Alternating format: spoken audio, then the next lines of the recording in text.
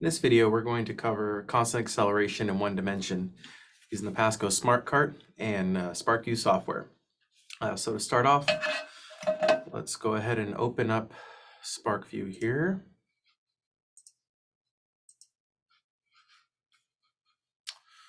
All right. And our Smart Cart is already connected. For this, we're going to change the sampling rate up to 40 Hertz. And we're going to create a start condition that's measurement based. And we're going to use position. We're going to have it start when it rises above 1 millimeter, or 0.001 meters. Then we need a stop condition. Same thing, measurement based, and then position. And we want this to stop recording after 0.9 meters. And we'll hit OK. And then we'll take our smart cart, set it at the top of the track, hit record, and release. All right. And we'll zoom to fit so we can look at the whole graph. Move this over here. All right. And so now we want to apply a quadratic fit to this because it clearly isn't linear. And this is very quadratic. And so now we want to record these A, B, and C values that represent the initial acceleration, initial velocity, and initial position. Rather, acceleration, not initial.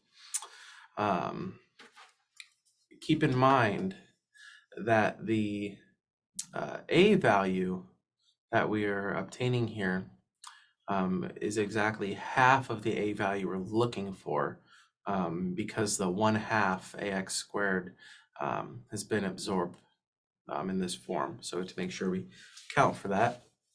So instead of 0.0363, it'll be 0.0726. And V naught, or B in this case, the initial velocity is 0.0449.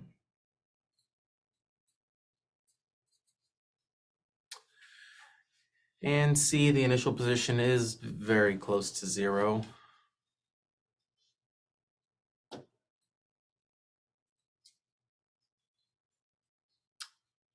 But still showing up as negative. So now we want to take this and compare it to the graph of velocity. So we're going to add another graph. We're going to select velocity. All right. And then we will apply a linear curve fit to this.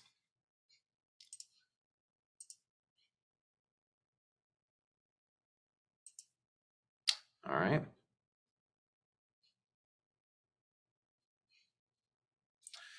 And record that M value, which is supposed to be A. You can see that that value for A compares very closely to what we got from the position graph.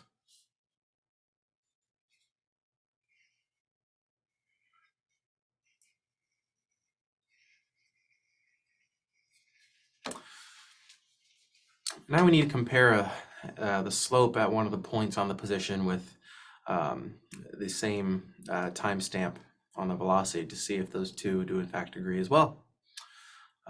So to do that, we'll add a coordinate tool, and we'll just pick the, I'll pick the 1.5 second mark.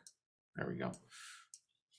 So at this point, we have an speed or velocity of 0.162 meters per second. And if I use the slope tool, make sure we select the position graph again, and we'll select the slope tool. We can then move this to the same timestamp, 1.5. And we see we have a estimated velocity at this point of 0.137, which is in some agreement. The error we're seeing is just due to the approximating nature of this slope tool here.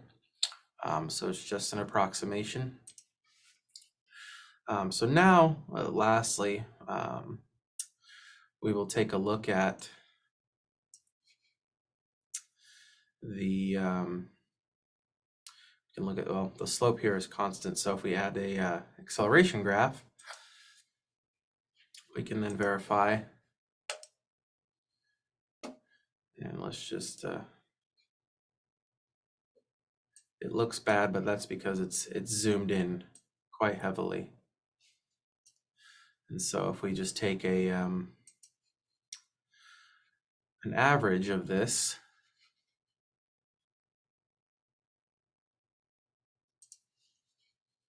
we'll just take the mean,